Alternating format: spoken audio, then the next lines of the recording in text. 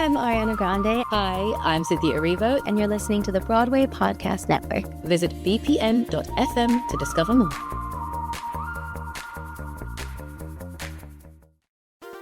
There's a cat over here, there's a cat over there, and the wrong one died, and the wrong one died.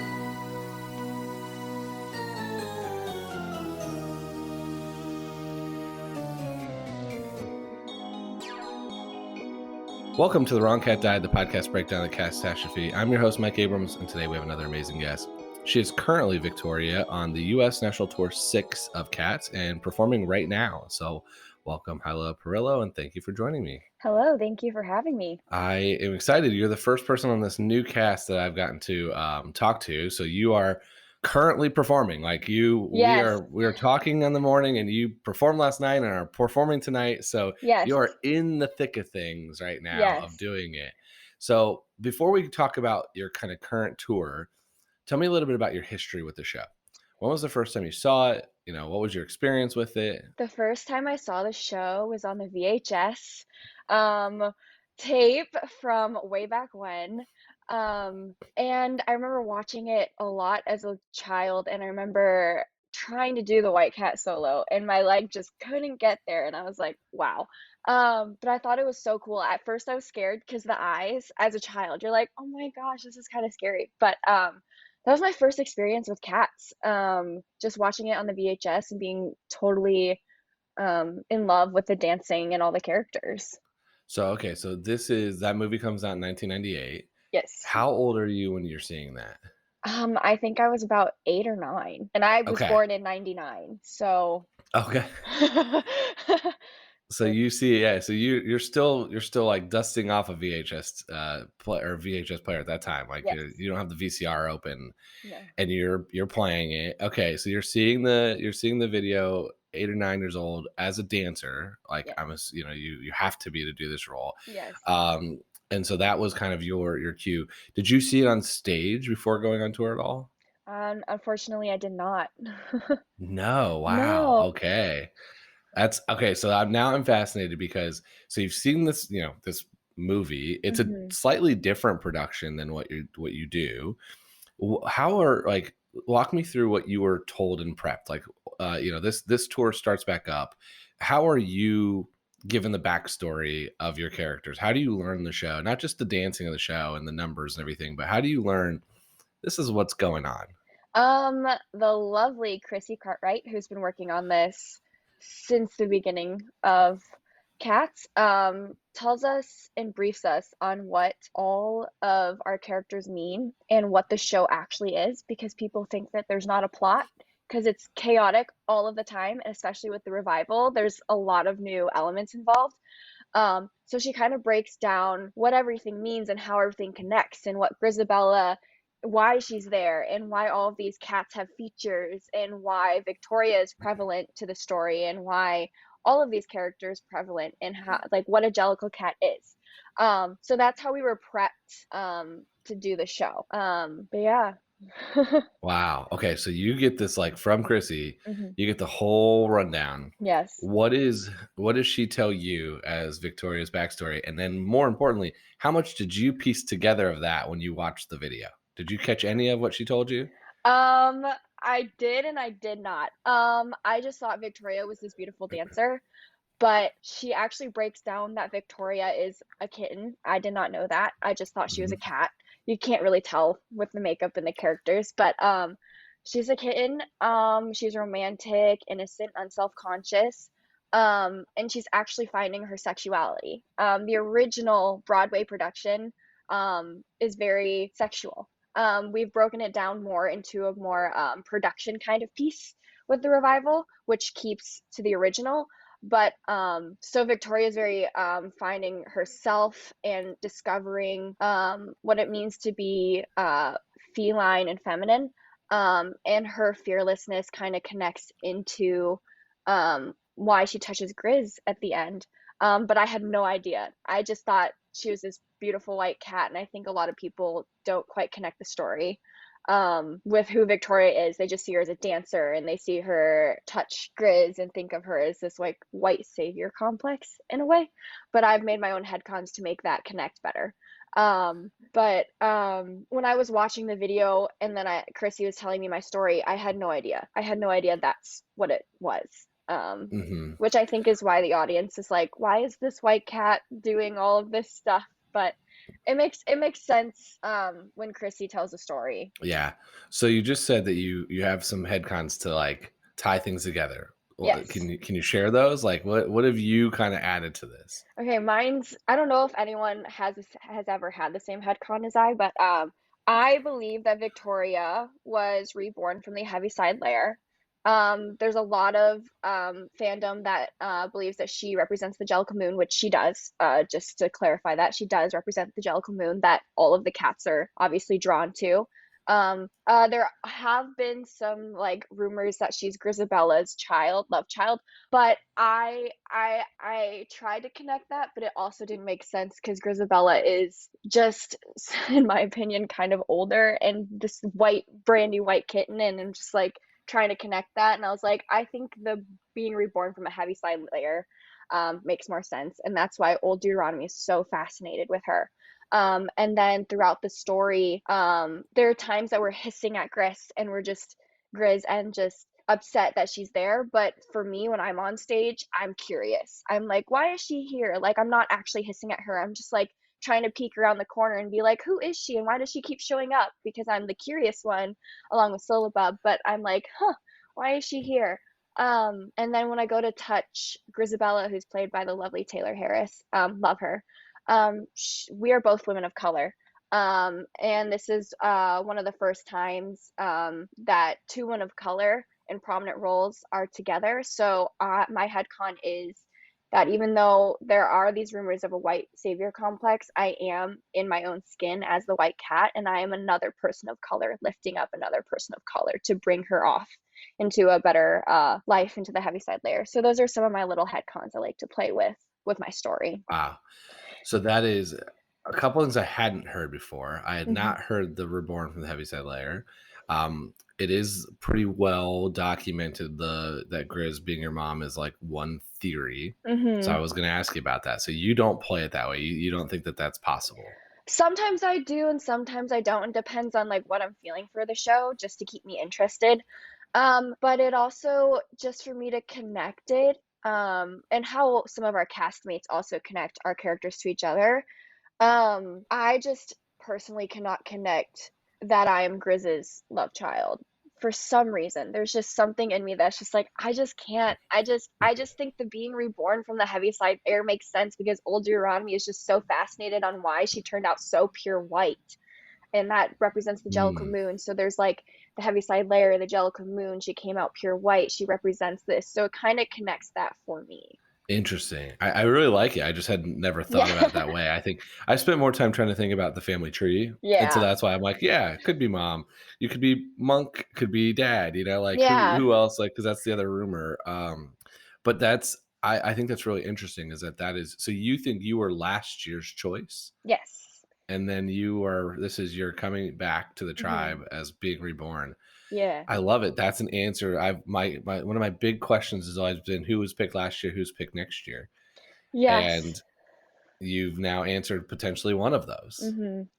I know there's a lot of rumors or theories that Syllabub was because she's the youngest, which makes sense in a way. So there's always that bounce back between all of the castmates and I on like who came out last. Like, was it me? Was it Syllabub? Who, like, how does this connect? We love to play little headcon games with each other. Yeah, and so I think I've slowly started to figure out. Explain headcon to someone who's maybe not a theater person. I actually didn't know what a headcon was until theater this year. A headcon is kind of a story you play within yourself and with other characters to develop your own story. It might not we try and hope that it relates to the audience, but if it makes sense to us, then it will relate to the audience. So it's kind of like a little story you play in your own head to further your acting into your role. Yeah, and so it's so fascinating to me because when I first got to there's a Cats Wikipedia fan page, and the headcon like section is I just kept calling the rumor mill. I'm like, this is the rumor mill. Like this is all this crazy rumor mill stuff, and there's stuff that's in there and stuff that's not in there. And it's exactly that though. It's in a show like this where there is, yes, there's a plot, as you mentioned, but it's loose. It's a light plot. There is a lot of room for interpretation of like things that are going to be unanswered unless you're Chrissy, Right. like, or unless you're, like one of the 5 people in the world that can like probably actually answer those Right. questions. Yes. I love it. So here's my other kind of thing I wanted to ask you a little bit about, because you talked about how sexual the nature of your your role is. Did you recognize any of that as a 10-year-old? And how surprised were you when you kind of got the role and started like hearing kind of, oh, this is what this is? I did not. I did not see that as a 10-year-old. Obviously, as a 10-year-old, you're not really, you're not sure of what sexual things are yet. I mean, women go through puberty early on that stage, but we're still learning. So I had no idea. I just thought she was doing this beautiful adagio, like solo. And then when Chrissy told me, she was like, "No, you're having a moment with yourself. You're having a moment with yourself. Like it's beautiful, but the reason why you're like scratching yourself and then you go up into a split is because you're feeling all of the feelings that you've never felt before, because you're now entering into this teenage kind of puberty level." And I was like, oh, in the rehearsal process, I was like, okay. And then Kim Craven, who worked with Andy Blankenbuehler and who is I think the associate choreographer. I don't really know the professional terms for each role. I just look at them as all of my directors. She was giving me notes on it as well, and she said the same thing. And I was like, what? I was like, I just thought I was lifting my leg and then going into a split and then being like a little cat. But no, it's much more in depth and much more sexual than I thought as a 10-year-old. Yeah, I mean, that's the thing that I think this whole show Mm-hmm. is a lot more sexual and a lot darker Mm-hmm. than I realized, even watching it as an adult. I mean, I never saw I didn't even know there was a VHS tape to watch growing up. I was not part of this world until 2000, I don't know, 18, 19, when I started this. So I didn't know any of this stuff. And so when I saw the show in 2016, none of that, I didn't recognize anything. I was like, same thing. I'm like, oh, that's some really impressive dance. I can't do that. My leg doesn't go that way. Yeah. But I didn't even think about it. And then all of a sudden you start like watching the show in detail and you start like really looking at it. It's like, oh, she's having her moment. Oh, it looks like they're basically doing it on stage. Yep. Oh, the ball is an orgy. Like, Yeah, literally. it's just every single thing starts getting like just slightly weirder and more sexual every Yes. time I kind of learn more. So I always, it's so fascinating because it's such a, like, your role is such a dance, like it's dancers, it's like you're heavy it's not dancing. always the Broadway person. It's usually someone that has a very, technical dance background. And so it is kind of that unique thing of where you probably haven't been like, there's some people that I've talked to that have been in the cast who are like, they're theater through and through, Oh yeah. they know every part of this, and they're like, oh yeah, of course I recognize some of that, when I watched it as a teenager or later. And because I watched the VHS probably, burn through them, watch them like thousands of times, and I'm sitting there going like, no, I had no idea that Demeter was abused. Like, Right. Like that's that you should, how am I supposed to pick that up? And when I can't even tell you who Demeter is the first time I saw it. Yeah, I had no idea any of the characters. I just knew there was a white cat. I knew that there was a Gumby cat, like all of the features that say their names. I was like, cool. And then I had no idea Grisabella was quote unquote McCavity's prostitute either. I had no idea there was that. And I was like, I just thought McCavity was just like a bad guy, like in every story. I didn't know there's actually like a story with him either. So it's just very interesting to see how Cats unfolds. Yeah, and so I think I want to go back to one of your headcanons, which is you being last year's choice. So that's how you tie together picking almost next year's choice. Like that's why you reach out to her first. Yeah, because it's something so familiar to me, somewhere deep seated within my soul, I guess I would say. That like I'm like, why are we being so mean to her? Like, why can't we just accept her? Why can't we just, there's just something drawing me to her. And I think that's why people think that she is my mother, because I'm just so drawn to her and they think it's like a biological draw, which in a way it is, but it's more of like a Heaviside Layer, like Jellicle Moon draw for me. Like I'm more drawing it from like the energy that I'm feeling from what I felt from being reborn and stuff like that. So that's why, So, yeah. okay, I want to ask you another question because this is a theory I've not thought about at all, which is great. Um, what this will get to our final question, so I don't want to like get too deep into this, but what do you think was have you thought about your rationale of why you were picked last year then? I have not thought that deep into it. That's gonna make me think. Because whenever I think of cats, I just think of like the same production over and over and over again. You don't think of like what was the Jellicle Ball like last year? Grisabella didn't come last year, like things like that. I feel like Victoria, in a way, is a crossover of the sweetness of like a Jelly Lorem and Gus story, but also the fearlessness of a bomb ballerina. So whoever was a Mm, mix of that last year who was reborn or who was sent up to the Heaviside Layer, I feel like is why Victoria came out pure, innocent, and romantic, but so fearless and drawn to choose the next year's choice. If that makes any sense. it does. Yeah, I mean, completely. So it's Hmm. like, it was your time because you are the ready to go, Hmm. older Gussish type of story, but also with, a little edge. Hmm. So you get picked, and then you come back as this, a kitten version of that Hmm. between the two, which is why you're not afraid to go touch Hmm. Grisabella first. Yes. So fascinating. I think this is why I still am 70 plus episodes into the show, is because every time I talk to somebody new, I'm like, I never considered. I've actually spent a lot of time thinking about next year's choice, but Hmm. no time thinking about last year's choice, which is Yeah, really interesting. So that's now I'm gonna be sitting here thinking all day, being like, all right, who would I have picked last year? right. Although maybe you can't really do that.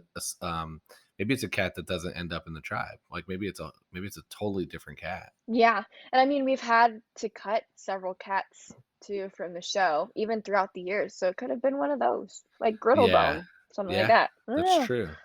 It could be Street Tugger. Yeah. The rapping Tugger was picked. He was picked multiple years ago. There's one other rumor that I don't think like I'm curious if you've ever kind of thought about it this way, but it's that your character's either mute or deaf. Oh, I didn't know that. Yeah, I don't know where it comes from. I think it's because you don't sing, like you don't have a line, and then maybe that's in certain productions that there's just no lines, and so Hmm. that's part of it. Yeah, I guess, I mean, I think, I don't know about deaf, maybe mute. I mean, because she does intently listen to memory. And there are some moments in memory that Victoria kind of turns her head and she's like, "Oh, that sounds familiar." Like, or like, Mm, "What? Oh, what is that?" Because I remember Chrissy giving me some like ideas on like how to react instead of just sitting there and watching Grisabella do memory yeah, every night. Um, so like there are moments like when she like mentions happiness, like I'm like, "Oh, I know what that is because I'm a kitten," or like memory, and I'm like, for some reason that like is familiar to me or is foreign to me depending on the night. Maybe mute. I do say a few lines with like a group, and I know in the 1998 production she did have some lines. So I don't know. That's a very interesting theory on Victoria. yeah. It's in the headcanon rumor mill Hmm. page. But it's also like if you watch the new movie, she's the whole like piece of Yeah. the story. Like she's essentially the eyes you see it through. So it's not the best rumor, but it is one that's popped up a couple times. And so I didn't know. Mute makes more sense than deaf. I agree Yeah. with you. Yeah. And I think it seems almost like an easy out because of the dancing number. It's like it's dancing heavy. It's so hard. I am not going to lie. The dancing is hard. I can't like I try to sing through everything, but I'm like, Andy Blankenbuehler's really making the white cat like run marathons here. Same with Yeah. Tantamile. I mean Tantamile sings, but I'm like, huh, huh. I can't imagine if Victoria had like a syllabub singing track, which I know that syllabub and Victoria are actually a cut track. So they're like a Wow. split track. Yeah. So tell me a little bit more about that. Like, what was that experience? I mean, we've talked now through all the craziness of the plot, but talk like what is the like how it seems as someone who knows nothing about dance, it seems extremely difficult and extremely technical and like very Hmm. challenging. Like, what is that rehearsal and practice and like was it harder than you expected? Was it like you just said it's daunting, like Hmm. challenging, but what is the doing this each night like? It's like running a marathon, I will not lie. They say that the Jellicle ball gets easier. They lie. It does not get easier at any time. And since like with the revival things have changed, they added more like a little bit more feature roles for Victoria.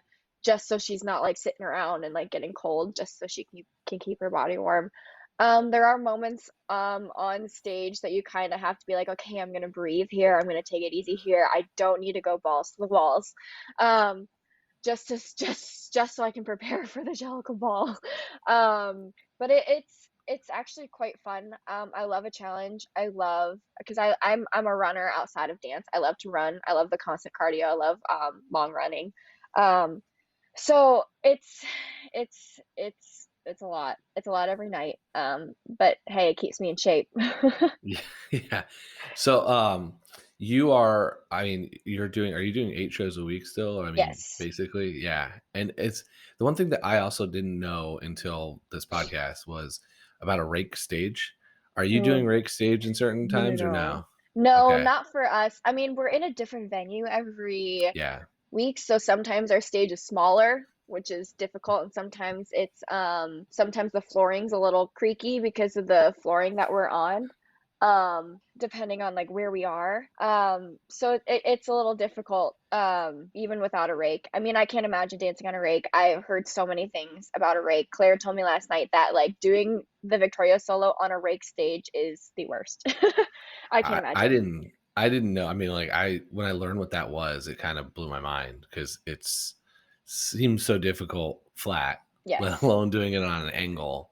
Mm-mm. And then there's so many injuries it seems that comes from this. There are quite a few injuries that come from just going hard every night, especially with cats. You're crawling and then you're sitting and then you're dancing really hard and then you're sitting more and then you're crawling. But thank goodness for my athletic trainer and thank goodness for Pilates, because without it, I'd think my body would literally fall apart. I'm very, very, very self-conscious on my like longevity of my career, so I like try throughout the day to like make sure I'm doing something to keep my body going, so I'm not just doing a show every night, just so like my body's like, okay, you're moving, you're moving, you're moving, you're doing a show, you sleep. You're moving, you're moving, you're doing a show, and sleep, and then you're doing rehab. So that helps me get through the 8 shows, sometimes 10, 11 shows a week. Wow. On a split week. Insane. Absolutely insane. There's one other piece I wanted to quickly go back to that are you involved in Green Eyes, and what is your take on Green Eyes? What is Green Eyes? The beginning of the show where everyone goes out and scares the living daylights out of children.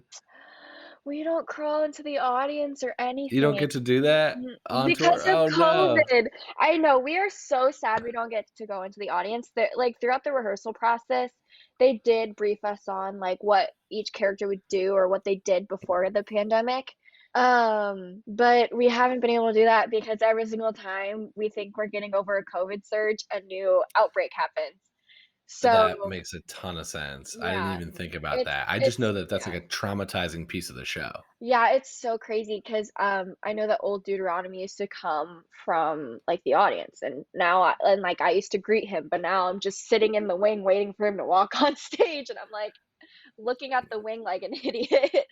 But yeah, Yeah. it's I'm kind of sad we don't get to come through the audience. I think I don't know if I'd feel that comfortable being that close to people's faces though.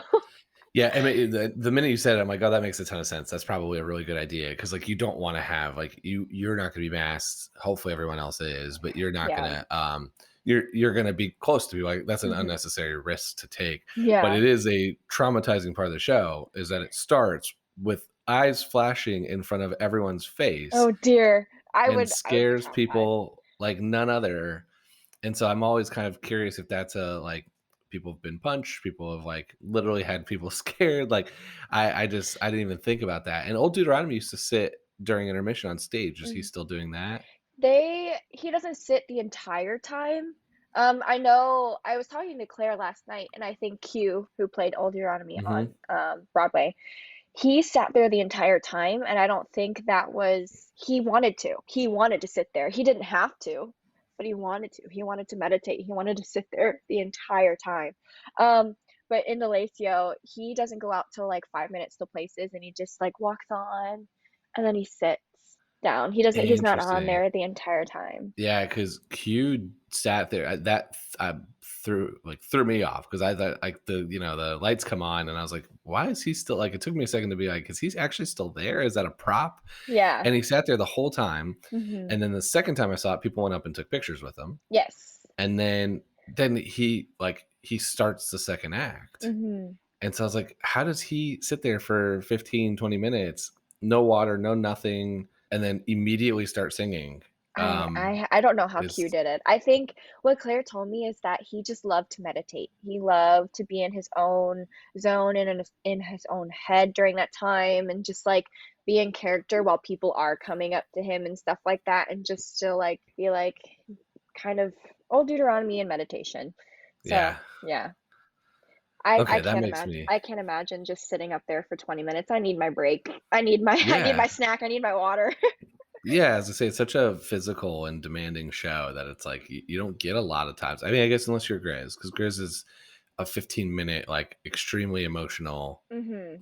like 15 minutes on stage. Yeah. But almost everyone else is on and Yes. running and dancing and moving for 2 hours and 45 minutes or whatever. It's like Yeah. it's a long time. And I didn't even know that Old Deuteronomy, I didn't know in the revival they had him dance with us, which is kind of funny. It's really cute to see this big fluffy guy just like doing all the movement with us. But I had no idea until the rehearsal process, and I'm just like, dang, I could not do that in that big heavy like 30-pound like suit. I'm Mhm. already sweating in my like very, very thin unitard. I could not do that. Yeah. Wow. I hope you're having a jellicle ball. We'll be right back after this quick break. Okay, I want to go into the rapid fire, and then I want to debate the Grisabella debate with you. Okay. If you were not Victoria, who would you want to play? Like, if you could do one track, any male, female, forget if you're Mhm. capable of doing it, if it's in a vocal range or whatever. Just if you could just say, I have all that ability for one night, who would you want to do? Oh, I have two. Bomb Ballerina and Play-Doh. Okay. I think Bomb Ballerina is badass. I will always think, and she's my roommate. I think she's badass. And then Play-Doh, obviously switching roles of my opposite. And I know Aiden Pressel, he and I have been friends forever, and partners forever. And I think it'd just be cool to just lift Vic all night. I think it'd Yeah. be So super cool. okay, so Play-Doh is the one that you do your dance because it's Yes. changed over the years. It's not always Play-Doh. Oh, really? I mean, there is an Admetus on the other tours, I guess, but I think Plato and Admetus are the same character to me. Yeah, Alonzo's occasionally the other one. Oh, I So didn't know that. it just and there's 40 years, so it could have Yeah, just been that there was not a Play-Doh, or there might have not have been this, or they just right. renamed them. So it could just this goes back to the headcanon rumor mill page where Oh, there's yeah. just a ton. Yeah, they switch Okay, around. Yeah. that would be fun. So not Demeter though, but a badass bomb, Yeah. and then And your counterpart. yeah, I don't think I mean, Demeter would be great, but I think she's a little too crazy for my personality. A little skittish, a little Yeah. challenging. Again, goes through a lot Yeah. of trauma that I Mhm. didn't realize until I started learning about the show. Yeah, she does. She goes through hell with McCavity. hmm Who are your favorite and least favorite cats? Not Oh. actors, characters. My favorites are Misto and Skimble and Jelly Lorm and Gus. Those would be my top four. My least favorite? That's hard. Ooh. Sometimes I say it's Rum Tum Tugger because I'm just like, ugh, this guy again every night. Like he's such a ham. Um, when my family saw it and when my husband saw it, he's like, man, Rum Tum Tugger is kind of a ham. He's funny, but he's like all over the place. I think he's just like that annoying like older brother that you're just like come on, dude. Like it's like the Hannah Montana and Jackson. Like I'm like, come on. Like can you just we're trying to get the story along. Stop interrupting. Like but I think he's great, but I think out of all of them, I think Rum Tum Tugger, I'm just like, okay, can we get to the Jellicle Ball now? Yeah, Can you you've had stop enough. making it about you? Like things like that. Yeah. Which is your favorite song from the show? Skimble Shanks, hands down, always. Every time. It's Every such time. a do you build the train on Yes. tour right now? Yes. Okay. I'm still scarred because the light hit me when they Oh. pointed into the crowd, and I was not ready for that. And so I'm like, it's the song has grown on me, but when I saw it the first time, I'm like, I don't like this guy. I don't know who it is, and I don't even know who pointed it at me because it's not Skimbleshanks. It's Misto. It's Sorry. Misto. Oh, I got to find out who did Misto in 2016, and I got some words for him. Which here's my kind of last rapid fire, and then we can debate the 3 years worth. Now I think we're going to talk about all three because you've answered one of them. But which other, like, I always like to think about which other character could like be the Victoria kind of track. So like which one, like who else could have their kind of coming of age moment in your Jellicle tribe if it's not Victoria? If it was female identifying, probably Syllabub or Tantamile. Tantamile and I do a lot of the same movements, but since Tantamile is a twin and she's psychic, it wouldn't quite read, I think. But I think for Syllabub, it might, but it also might be that like she's younger maybe than me, so I think people would be like, ugh. I think this is way too inappropriate for audiences. Yeah. Male identifying, I feel like it could be Tumble, maybe, because I feel like Tumble and Victoria relate in the way of how all of their tricks and stuff. So maybe his like being like over flamboyant and like wanting to like flip all the time and be like, hey, Old Deuteronomy, look at me. Like it's kind of like a coming of age kind of thing, maybe. Okay. Now let's get to the final question. I've argued at length that I don't think Grizabella is the correct Jellicle choice this year. So what I want to hear from you, and we can discuss these, and I have some follow-up questions, I'm sure. Okay. You've established that you think you were last year's.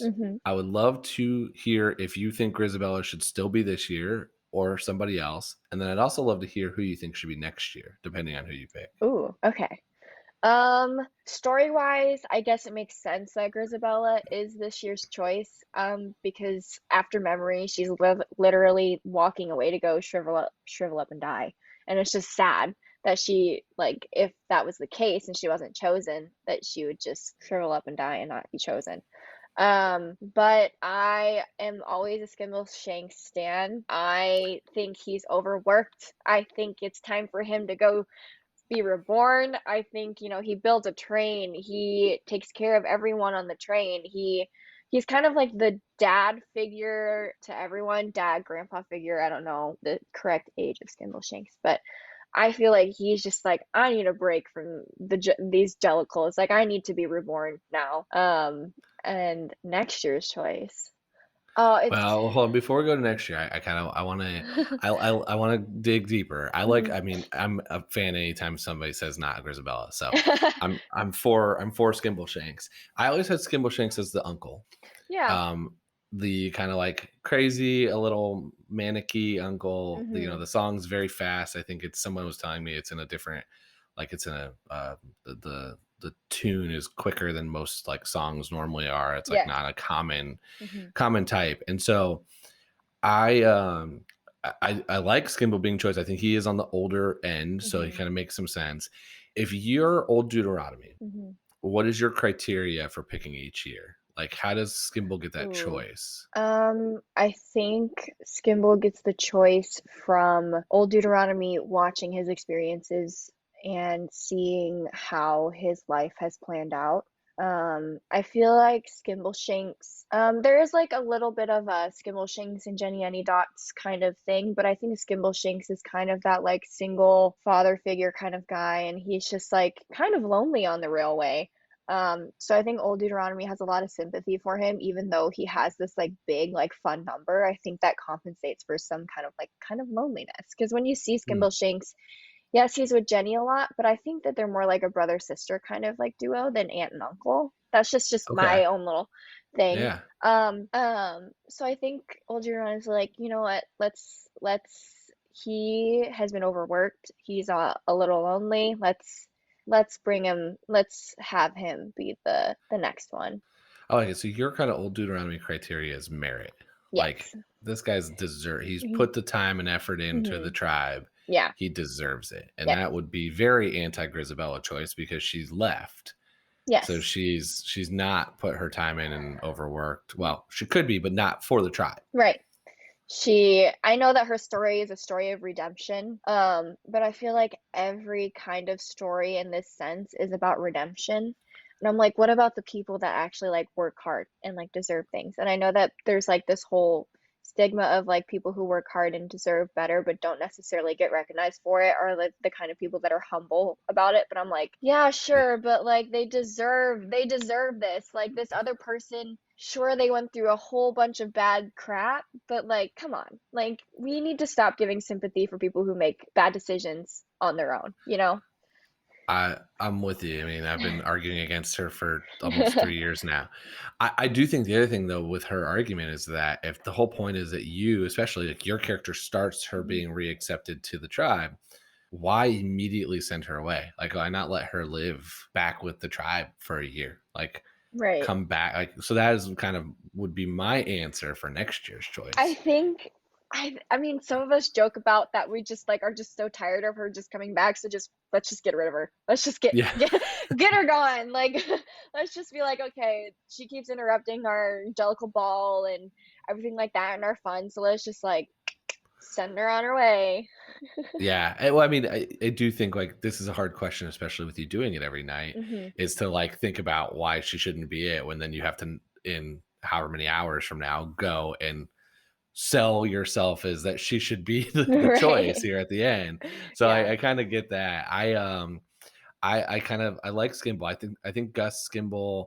There's like more of the older cats generally are the Mhm. ones that get the most kind of time and Yeah. choice of this. I think we need another year of Gus. That's why I've always been like, oh, I don't know if I can choose Gus for, this year because he's just like his whole rompus cat and things like that. We need like he's the kind of grandpa figure that you like look forward to seeing at holidays. Like Mm. he's like the fun grandpa that like he's grumpy but he's so excited to see and like tell people about his past life. That's what the Rumpus Cat is he was the Rumpus Cat and like things like that. So I think we need another year of Gus Okay, before. so now that opens up this next question, which is you go last year, Hmm. Skimble goes this year. Who's going next year, Gus or Grisabella? Let's assume Grisabella stays back with the tribe and redemption Hmm. becomes motherly, or comes back and is a good Hmm. member of the tribe. Who are you picking between the two of them, or somebody else next year? I think Old Deuteronomy needs to go. He's See, going on his 100th year.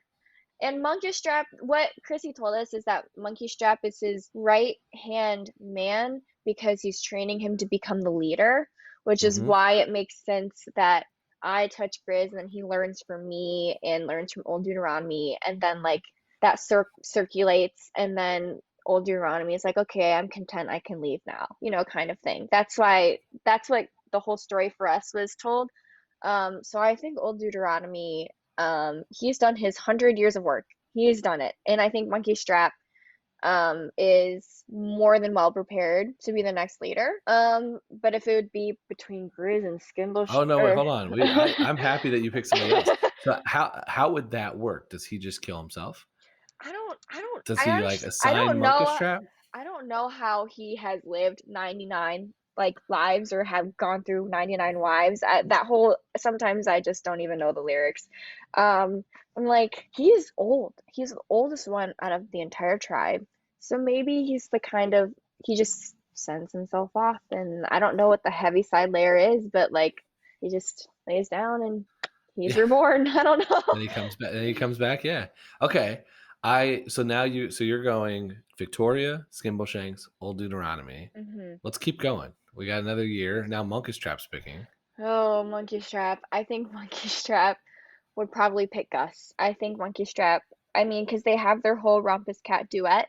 And I think in a way, Monkey Strap and Gus have a very close relationship, unlike him and Old Deuteronomy. So I think he would choose Gus. He's like, you know what, it's your time. I love you. You've been a super great grandpa figure to me, but I think it's time for you to like go.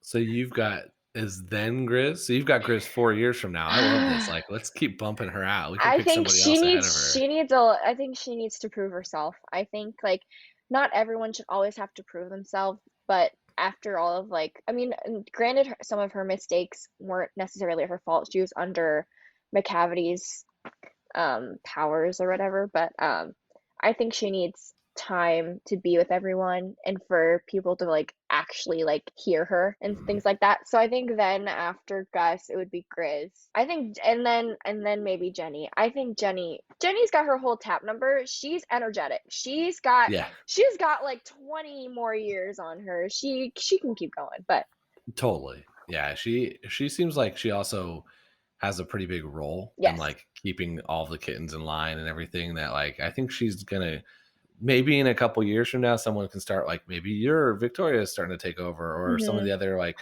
Bomb and Demeter are starting to take over. Like I think her owning, like being the mother is necessary for a while, which is I think why it's hard to argue for her. Yes, like I understand that they need like a few female figures, but I think Jenny with her big tap number and like her energetic self, like she's got so many years left. Let's not send her away yet. Yeah. Now I am pretty confident that neither of us, I know I have probably ever thought about this. Who do you think went the year before Victoria went? Who? It'll be somebody in the tribe, right? It'll be somebody that's back. Maybe whoever Plato was, which is why they have such a close connection.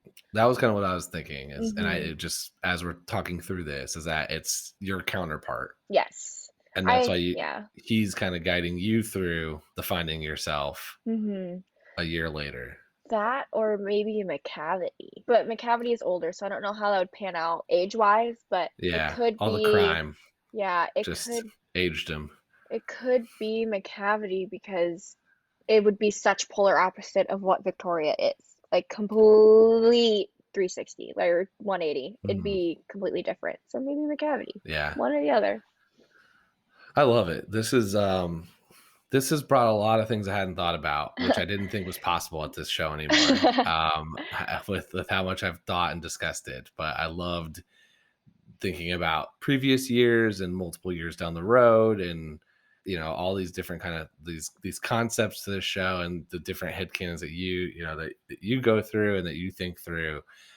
Usually I try to convince somebody that's doing it to like play something differently, but I think you've got all these kind of like fun ways you're going about it. So super exciting. Yeah, it was super exciting for me to like think about what came before, this Jellicle choice here. So yeah. Awesome.